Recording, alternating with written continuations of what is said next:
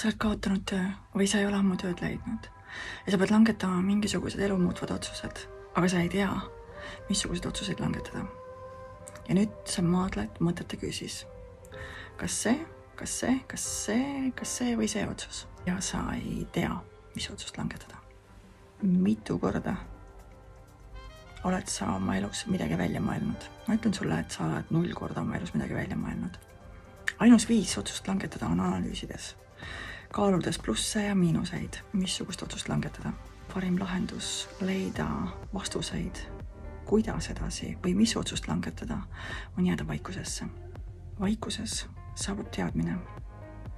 See teadmine ei saabu sul läbi mõtete, see teadmine ei saabu sul teise inimese kaudu, vaid see teadmine saabub sulle sinu enda seest.